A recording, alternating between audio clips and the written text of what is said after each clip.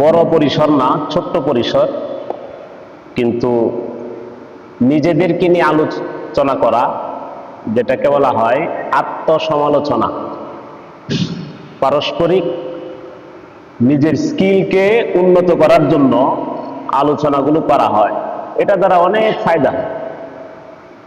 গত কিছুদিন আগে আমি ঢাকায় ছিলাম, প্রায় 5-6 ঘন্টা আব্দুর রাজ্জাক নদভী দামাত বারাকাতুহুম ওনার মজলিসে বসা ছিলাম।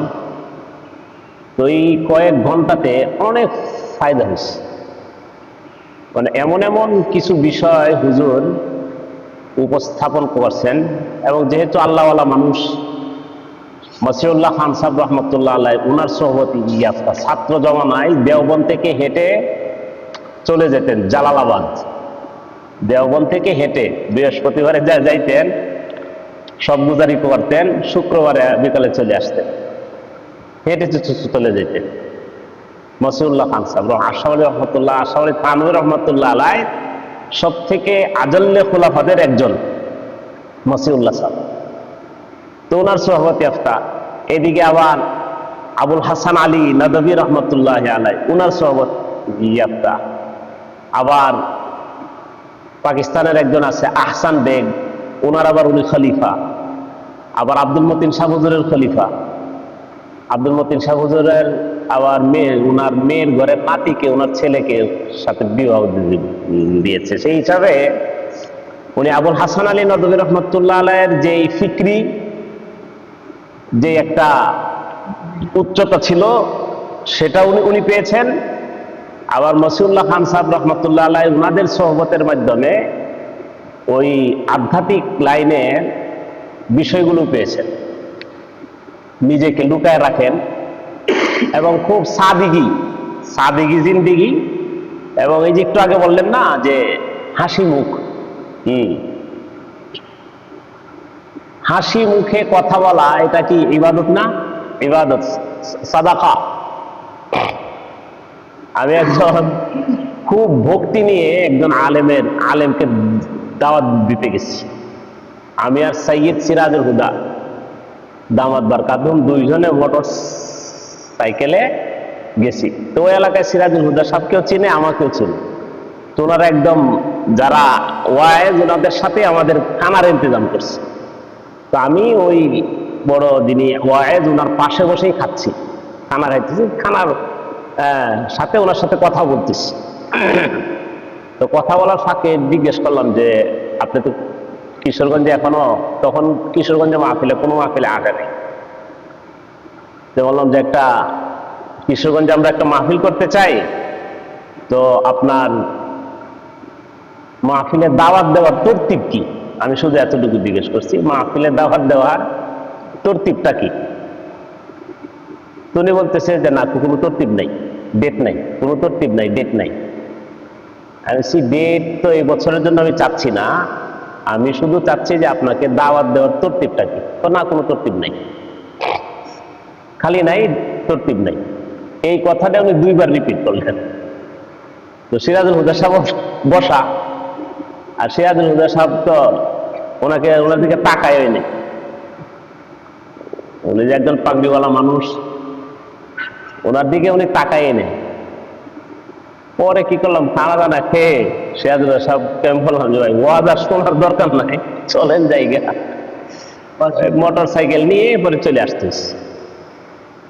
তো ন্যূনতম যে আখলাকটা, সেটাও যদি আমরা একজন আলেমের কাছে না পাই, তাহলে এর চেয়ে দুঃখের আর কিছু নাই, এর চেয়ে দুঃখের আর কিছু নাই। তো এই জন্য আমাদের এই যে পারস্পরিক যে আলোচনার ফায়দাটা বলতেছিলাম, যে পারস্পরিক আলোচনার দ্বারা এই ফায়দাগুলো হয়। অনেক ক্ষেত্রে ছোট ছোট বিষয় যেগুলো একটু সুন্দর করলেই দেখা যায় আমাদের সবকিছু কি হয়ে যায়, সুন্দর হয়ে যায় এবং ফায়দা হয়। তো যাই হোক, আব্দুর রাজ্জাক নদভী সাহেব উনি অত্যন্ত, মানে আব্দুল মতিন শাহ হুজুর বলেন যে উনি আসলে স্বভাবগতই ভদ্র মানুষ। একটা আছে না ভদ্রতার মুখোশ, আমাদের অনেকে আমি নিজেই মাঝে মাঝে ভদ্রতার মুখোশ আমরা ধরি, কিন্তু আসলে ভিতর থেকে কি না, ভদ্র না। তো আব্দুল মতিন সাহেব বলেন যে স্বভাবতই এই লোকটা ভদ্র, এটা আব্দুল মতিন সাহেবের সার্টিফিকেট, মানে স্বভাবের ভিতরে ভদ্রতা। তো যাই হোক, তো আমরা যে বিষয়ে আমি কথা বলবো যে আমাদের আত্মপ্রস্তুতিমূলক কিছু কথা। আসলে আমি তো নিজেই আমি লাইনের মধ্যে আছি, মানে চলতেছি। আমরা তলেব এলেম, আমরা সবাই কি তলেব এলেম, আমরা ছাত্র। শিখার জীবনের কদমে কদমে কি করতে হয়? শিখতে হয়। তো আমরা ওই পারস্পরিক একটু আলোচনার মাধ্যমে যেন আমরা নিজেরা যেন কি উপকৃত হই, এই জন্যই আলোচনা করা। আপনাদেরকে বয়ান দেওয়া উদ্দেশ্য না, জ্ঞান দেওয়া কিনা উদ্দেশ্য না, মুজাকারা করা। তো আসলে আত্মপ্রস্তুতি বলতে আমরা কি বুঝি? আত্মপ্রস্তুতি কি এটা? আসলে দেখেন, আল্লাহ রসুল সাল্লাল্লাহু আলাইহি সাল্লামের সোহবতে দুই দল থাকতো। তো একদল সাহাবী হয়ে গেছে, আর একদল মুনাফিক হয়ে গেছে। আল্লাহ রসুলের সোহবতে দুইটা গ্রুপ, চেহারা সুরতে এক, লেবাসে এক, নামাজে এক, জেহাদের ময়দানেও কি এক কাতারে। কিন্তু পার্থক্যটা কোন জায়গায়? পার্থক্যটা হলো সাহাবা ইকরাম আল্লাহ রসুলকে দিল থেকে মুহাব্বত করতেন, মানতেন। দুইটা কথা, মুহাব্বত, দিল থেকে কি করা? মুহাব্বত করা। তো দিল থেকে মুহাব্বত করতেন, এরপরে সামি'না ওয়া আতা'না। প্রথম হলো মুহাব্বত, ভালোবাসতেন। নবীর জন্য জান কি ছিল? ফিদা ছিল। নবীর জন্য জানকে উৎসর্গ করতেন, মুহাব্বত, ভালোবাসা ছিল। ভালোবাসার পরে নবীজিকে মানতেন। এটা ছিল সাহাবীদের গুণ। আর মুনাফিকদের গুণ কি ছিল? তারা নবীর দিকে মানত, যতটুকু মানা নামাজে মানত। নবীজির একটা হাদিস শুনছে, মানত, মানে দেখাইতে হবে, তো দেখানোর জন্য তারা কি করতো? মানত। কিন্তু দিল থেকে নবীজিকে ভালোবাসত। সমস্যাটাই তাই, তারা নবীজিকে ভালোবাসতে পারে নাই, নবীজিকে মানতে পারছে। তা আমাদের সমাজে দেখবেন যে এরকম আছে যে উলামাদেরকে মুহাব্বত করতে পারে না, আলেমদেরকে কি করে না, দিল থেকে মুহাব্বতের জায়গাটা নাই। এরকম অনেক মানুষ আছে। এমনকি আমাদের ইমাম উলামাদের মধ্যেও আছে। আমাদের বড় যারা, তাদেরকে আমরা ওইভাবে দিলের মধ্যে জায়গাটা দিতে পারি না। এটা কিন্তু একটা বড় ভালো আছে, এটা বড় আমাদের জন্য সব থেকে বড় ব্যাড সাইড হলো যে আমাদের যারা সিনিয়র, যারা আমাদের লাইনে অগ্রজ, আসলাফ, আকাবির, এদেরকে যদি আমি দিলের ভিতরে জায়গা না দিতে পারি, তা আমার জায়গাটা ওই মুনাফিকের জায়গায় হওয়ার সম্ভাবনা আছে। এজন্য বড়দের প্রতি আস্থা, শ্রদ্ধা, মুহাব্বত, এটা আপনাকে রাখতে হবে। বড়দের কাজ যে মূল, যেমন আমাকে বলতেছিলেন আব্দুর রাজ্জাক নদভী সাহেবের একটা ঘটনা শোনাইছেন। যদিও এটা ওনার ওয়াসাতের দিকটা বুঝাইছেন যে কেমন ওয়াসাত নিয়ে আমাদের চলা উচিত। বর্তমান সময়ে একটা ওয়াসাতের দিক উনি উঠাইছেন। আলিগড় ইউনিভার্সিটির প্রতিষ্ঠাতা ছিলেন স্যার সাইয়্যিদ রহমাতুল্লাহ আলাইহি। তো ওনার ভিতরে ওই সময়ের ইন্ডিয়ান মুসলমানদের ব্যথাটা এই পর্যায়ে ছিল যে হলো দারুল উলুম দেওবন্দ, খালিস দ্বীনি ইদারা। তো উনি চাইছেন আলিগড় ইউনিভার্সিটির মাধ্যমে যেন সারা ইন্ডিয়াতে, মানে হুকুমতে, মানে সরকারের কর্মকর্তা হিসাবে, মানে সরকারি লাইনেও যাতে লোকজন তৈরি হয়। এই মন মানসিকতা নিয়ে কিন্তু উনি আলিগড় ইউনিভার্সিটি তৈরি করছেন। এই কাজে উনি কতটা আন্তরিক ছিলেন আর কতটা মুখলিস ছিলেন, এটা বোঝানোর জন্য একটা ঘটনা বলছেন। হযরত মাওলানা সাজ্জাদ নোমানী দামাত বারকাতুহু, ওনার কথা তো আমরা সবাই যা জানি। সাজ্জাদ নোমানী বর্তমানে আমাদের ভারতের একজন, মনজুর নোমানী সাহেব রহমাতুল্লাহ আলাইহির সুযোগ্য সাহেবজাদা এবং নকশবন্দি সিলসিলার অনেক বড় একজন আল্লাহওয়ালা মানুষ, বুজুর্গ মানুষ, যুগ সচেতন মানুষ, এবং ভারতবর্ষে মুসলমানদের সর্বলাইনে উনি কি দেন? দিক নির্দেশনা দেন। তো ওনার আব্বা যে ঘরে থাকতেন, তো ওই ঘরের চাবি মাঝে মাঝে ওনার ছেলেকে দিয়ে যেতে যাইতেন কোথাও সফরে গেলে। তো একবার সফরে যাওয়ার আগে বলছে, তোমার কাছে চাবি দিয়ে গেলাম, তোমার মন চাইলে যে কোনো বই যে উঠায় তুমি পড়বা, এটা করো না। মানে তোমার মন চাইছে একটা বই উঠায় তুমি কি করছো? পড়ে ফেলছো। ওনার আবার শখ ছিল, মানে ইখতিলাফি বইগুলো বেশি বেশি কি করতেন? খুঁজে খুঁজে পড়তেন।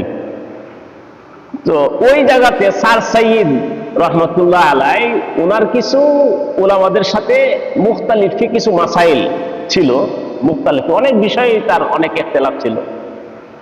তো উনি ওই রকম একটা বই মোতালা করছে। মোতালা করে ওনার ওয়ালিদ সাহেব, মঞ্জুর নোমানী সাহেব যখন আসছে, তখন বলতেছে, আব্বাজান, এই যে উনারে মানুষ মুসলিম হিসাবে কেমনে করে? সে তো কাফের, তাকে তো কাফের বলা উচিত, তাকে তো কাফের বলা উচিত। এমন এমন সুজুজ তার বক্তব্যের ভিতরে আছে যে তাকে তো মুসলমান বলা কিনা উচিত না। এই কথা মঞ্জুর নোমানী সাহেব বলতেছে। উনি কি কেমন ছিলেন? উনি বলতেছে, তোমার না করছি যে কোনো বই তুমি না পড়তে। তখন উনি শুনাইছেন যে আলিগড় ইউনিভার্সিটি প্রতিষ্ঠার ক্ষেত্রে কতটুকু মুখলিস ছিলেন, কতটুকু আন্তরিক ছিলেন, এই বিষয়টা বোঝাইতে গিয়া বলতেছে, উনি যখন আলিগড় ইউনিভার্সিটি প্রতিষ্ঠা করেন, ছোট্ট তখন স্কুল, তখন এক ইংরেজের কাছে গেছে। তখন তো ইংরেজের শাসন, এক ইংরেজ বড় এক মানুষের কাছে গেছে, যে গিয়া দেখে যে সে টেনিস খেলতেছে। তো গেছে, আমি একটা স্কুল করছি, স্কুলের জন্য যদি আপনার কিছু সহযোগিতা পাই, তাহলে এখানে আমরা শিক্ষা কার্যক্রম কি করবো, ভালো করে চালাতে পারবো। তো ওই ইংরেজ সে কি করছে, স্যান্ডেল ছিল, পায়ে জুতা ছিল, যে জুতাই মারছে, করলো এই জুতা লয়ে যা। তাকে চরম পর্যায়ে তাকে কি করলো, অপমান করলো। তো স্যার সাইয়্যিদ এই জুতাটা নিয়ে চলে আসছে, জুতা নিয়ে চলে গেছে। আর একদিন যখন এই ইংরেজ অফিসে ছিল, তখন অফিসে গেছে, এই জুতাটা হাতে নিয়ে অফিসে গেছে, গিয়া বলতেছে যে আপনি যেই জিনিসটা আমার স্কুলের জন্য কি করছেন, ডোনেট করছেন, দান করছেন, একটা জুতা, তো একটা জুতা দিয়ে আমি কোনো কাজ করতে পারতেছি না, কেউ আমার কাছ থেকে একটা জুতা নেয় না, কিনে না। আর একটা জুতা আপনার কাছে আছে, ওইটাও আপনার কোনো কাজে লাগছে না। দুইটা হলে আপনার কি লাগবে, কাজে লাগতো, অথবা দুইটা আমার কাছে থাকলে আমি বিক্রি করে স্কুলের জন্য আমি কিছু ফান্ড কালেক্ট করতে পারতাম। তো আপনি ওই জুতাটা আমাকে দিয়ে দিন, দুইটা জুতা আমি বিক্রি করে আমার স্কুলের জন্য আমি কি করি, একটু ডোনেট করতে পারি, আপনার এটা কাজে লাগে। তো ইংরেজ তো ছিল পণ্ডিত মানুষ না, বুঝছে যে এই লোক কত ভদ্র আর কত ফিকির নিয়ে সে চলতেছে, সেটা বুঝছে। তখন সাথে সাথে এসে মাপ চাইছে, মাপ চায়া পরে স্কুলের জন্য কিছু কি করছে, ডোনেট করছে। মানে এটা বলার উদ্দেশ্য হলো যে উনি ওনার কাজে কি পরিমাণ আন্তরিক হলে, কি পরিমাণ মুখলেস হলে, এত বড় একটা অপমান সহ্য করার পরেও ওনার কি পরিমাণ আন্তরিকতা, তার কাজটার প্রতি কি পরিমাণ নিষ্ঠা থাকার কারণে সে দ্বিতীয়বার আবার ওই ইংরেজের কাছে যাওয়া সহজ হচ্ছে।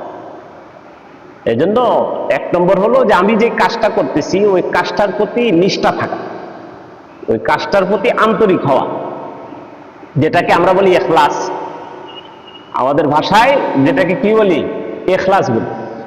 আসলে এটা ইখলাস হলো, আমার শায়েখ একটা কিতাব লিখছেন, এই তুহফাতুল মুখলিসিন ওয়া তামবিহুল মুরাইন, এই কিতাবের মধ্যে লিখছে যে ইখলাস হলো এমন যে আপনি যদি ইখলাসের সাথে ছোট্ট গ্রামের ভিতরে, ছোট্ট জায়গার ভিতরে কাজ করতে থাকেন, যে কেউ জানে না, আপনার ইউনিয়নেরও কেউ জানে না, বা আপনার আশপাশে থানা, উপজেলা, শহর কেউ জানে না, কিন্তু বলা হয়েছে যে এই ইখলাসের সাথে এই কাজটা করার কারণে আল্লাহ তাআলা আপনাকে এই জায়গা থেকে বের করে তো সারা দুনিয়াতে আপনাকে মশগুল করায় দিবে। তো সারা দুনিয়াতে আপনার সারা দুনিয়াবাসী কি করবে, চিনবে, জানবে। এটা হলো ইখলাসের পাওয়ার। বলে লুকায়া থাকলেও এই কাজ লুকায়া থাকবে না, এটা বের হবে। এটা আল্লাহ তাআলা কি করবেন, বের করবেন।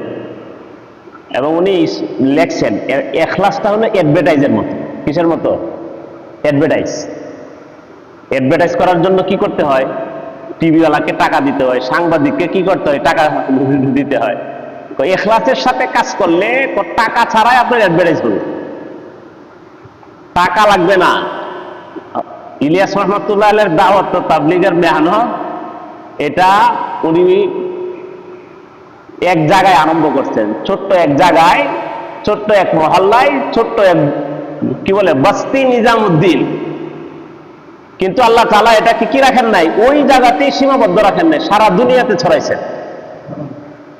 এই জন্য আমাদের কাজের বুনিয়াদ হলো ইখলাস। আমাদের প্রস্তুতিটা হবে ইখলাসের মাধ্যমে। কিসের মাধ্যমে? ইখলাস। ওমা উমিরু ইল্লা লিয়াবুদুল্লাহ মুখলিসিনা লাহুদ্দিন। আমি গত মাহফিলগুলোতে বেশিরভাগই একটা আলোচনা করছি, সেটা হলো ইমামে আবু হানিফা রহমতুল্লাহ আলাই, উনি তার ছেলেকে শেষ বয়সে 5টা হাদিসের উপরে ওসিয়ত করছেন, 5টা হাদিস, এবং 5 লক্ষ হাদিসে ওনার আয়ত্তে ছিল। ইমামে আবু হানিফা রহমতুল্লাহ আলাই 5 লক্ষ হাদিস ওনার আয়ত্তে ছিল। ওই 5 লক্ষ হাদিসের মধ্যে থেকে 5টা হাদিস, 5টা হাদিস বলছেন যে তোমার জিন্দিগির জন্য এই 5টা হাদিসই কি যথেষ্ট। এর মধ্যে 1 নম্বর হলো ইন্নামাল আমালু বিন্নিয়াত। ইন্নামাল আমালু বিন্নিয়াত, যে আমি কার জন্য করতেছি, আমার এই হরকত, আমার এই মেহনত, আমি এটা কার জন্য করতেছি। এটা যদি জেহানের মধ্যে সবসময় থাকে না, দিলের ভিতরে থাকে যে আমার লক্ষ্য, আমার মাকসাদ কি, আমি কাকে দেখাবো, মানুষকে দেখাবো, মুসল্লিদেরকে দেখাবো, দেখাবো কাকে, এটা যদি সামনে থাকে তাহলে আমাদের কাজ করা কি হয়ে যায়, সহজ হয়। আমাদের মধ্যে আবরারুল হক সাহেব রহমতুল্লাহ আলাই উনি একটা কথা লিখছেন যে কোন জায়গাতে আলেম ওলামাদের পিছনে সাধারণ মানুষ লাগে না যতক্ষণ পর্যন্ত ওই জায়গাতে কোনো আলেমের ইন্ধন না থাকে। ওনার একটা গুরুত্বপূর্ণ কথা যে সাধারণ পাবলিক আলেমদের পিছনে এরকম ভাবে কি করে না, লাগে না। কিন্তু লাগে কখন, যখন পিছনে আরেকজন কি থাকে, আলেম থাকে। একজন ইমামের পিছনে তখনই কোনো পাবলিক উঠে পড়ে লাগে যখন তার পিছনে কোনো আলেমে কি করে, ইন্ধন দেয়। এটা কিন্তু অনেক গুরুত্বপূর্ণ কথা। আমি অনেক করছি, ভাবছি, তো পরবর্তীতে দেখছি ঠিক হয়। আপনি এলাকায় স্বাভাবিকভাবে চলছেন, মানুষ সব মুআফেক, হঠাৎ করে দেখবেন যে এলাকা কেমন কেমন লাগতেছে, মানুষ বা কমিটির 1-2 জন আমার প্রতি বিরক্ত, বা তারা চাচ্ছে কোনো ষড়যন্ত্র, তখন দেখবেন যে পিছনে আরেকজন, এটার পিছনে কি করতেছে, আপনারই একজন ভাই এটার পিছনে আছে। তো এটা কেন হয়? এটা হয় যে আমি ওই জায়গাতে আমি ইখলাস, আমি মুখলিস না, আমি আমার ভাইয়ের ব্যাপারে আমি কি নই, আন্তরিক না, ওই জায়গাতে আমি কি না, নিষ্ঠা আমার নাই। এই বিষয়গুলো পারস্পরিক এলাকাতে চলতে গেলে একজন কাজ করতে হিউজ পরিমাণে স্বাভাবিকভাবে শয়তান কি করবে, আরেকজনের ভিতরে এটার ব্যাপারে হিংসা ঢুকাবে। ওই জায়গাতে জুলফিকার নকশবন্দি রহমতুল্লাহ আলাই উনি বলছেন দিল থেকে হিংসা দূর হওয়ার গুরুত্বপূর্ণ একটা আমল হলো, যার ব্যাপারে তোমার হিংসা হচ্ছে 1 সপ্তাহ যাবত তার জন্য দোয়া কখন দেখবো যে হিংসা গেছে না। আমি পরীক্ষিত এটা, যার ব্যাপারেই দেখছি যে হিংসা আসছে, আমি বলি আল্লাহ তারে আরো বাড়ায় দাও, তার নাম আরো আগায় দাও, তার টাকা পয়সা আরো কি করো, বাড়ায় দাও।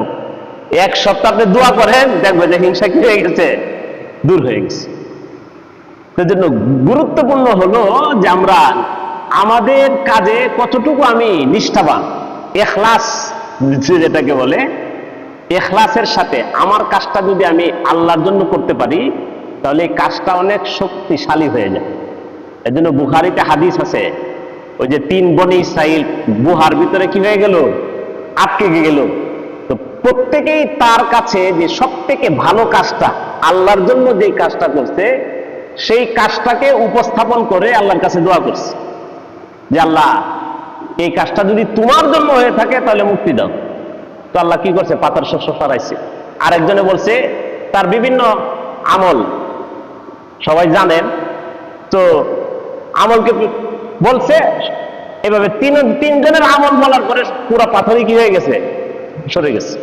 তাহলে এত বোঝা যায় যে ইখলাসের সাথে কোনো কাজ দুনিয়াতেই কত শক্তিশালী, পরকালে তো আছেই। যে ইখলাসের সাথে, নিষ্ঠার সাথে যে কোনো আমল, যে কোনো কাজ কত পাওয়ারফুল।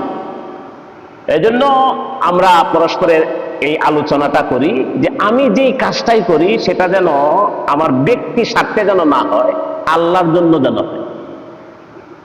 ইন্নামা নুতইমুকুম লিওয়াজহিল্লাহ, ইন্নামা নুতইমুকুম লিওয়াজহিল্লাহ লা নুরিদু মিনকুম। কোরআনের কত সুন্দর কথা, লা নুরিদু মিনকুম জাযাআন ওয়ালা শুকুরা। প্রতিদান বদলার তো প্রশ্নই উঠে না। কেউ আমাকে ধন্যবাদ দিক, কেউ আমাকে থ্যাংক ইউ বলুক, তো এটাও চাই না। এটাও কি চাই না। চাই কার কাছে?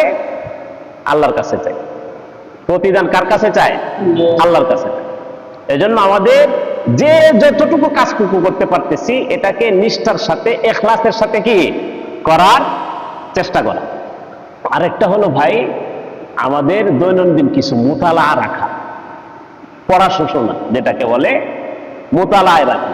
আমি হুজুরকে জিজ্ঞেস করছিলাম যে কি এখন বর্তমানে কি কি বিষয় আমাদের মুতালায় রাখা উচিত।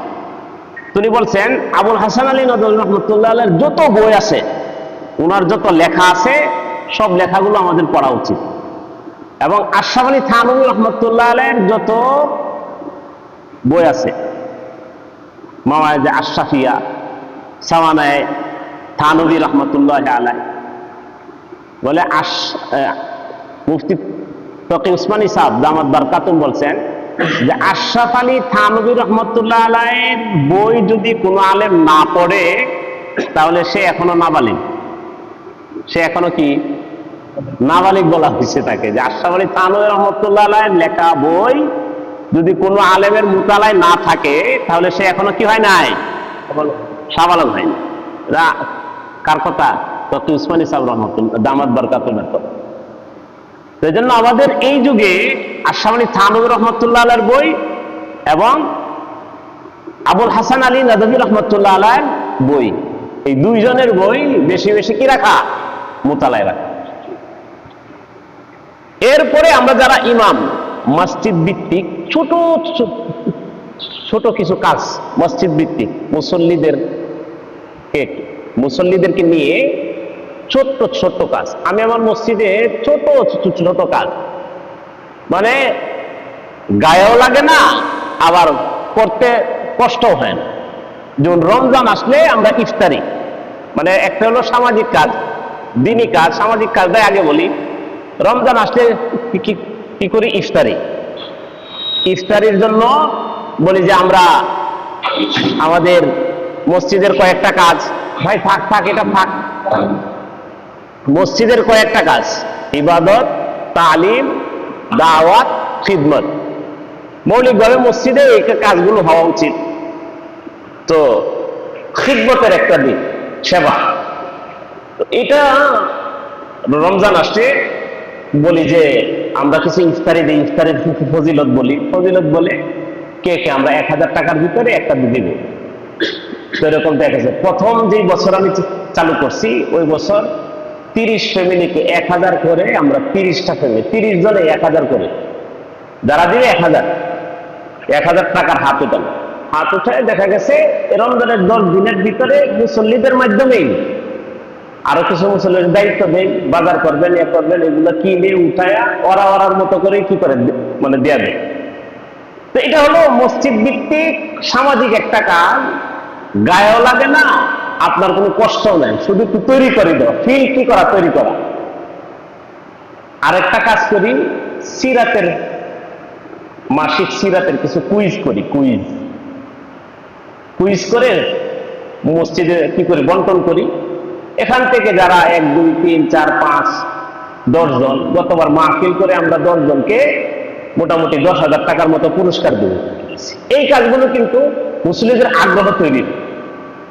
এর আগে আমি কি করছি, মাঝে মাঝে আগের জুম্মার আলোচনার থেকে 3টা প্রশ্ন এই জুম্মাই, যে ওই যে মুসা আলাইহিস সালামের যে ঘটনাটা বলছিলাম, ওই ঘটনাটার মধ্যে যেই লোকটা ছিল ওই লোকটার নাম কি, বা সামেরি কে, মানে এই ধরনের প্রশ্ন করি, তো উত্তর দেয়। তো ওখানে একটা কি দেয়, একটা টুপি, একটা মেসওয়াক, একটা বই। তো এভাবে মুসল্লিদের জুমার নামাজে প্রথম লাইনে যারা আসে, প্রথম লাইনে হঠাৎ করে একদিন প্রথম লাইনে যারা আসছে প্রথম কাতারে, এদেরকে একটা একটা মেসওয়াক দিয়ে দিছি। তো মানুষের মধ্যে আগ্রহ তৈরি হয়ে গেছে।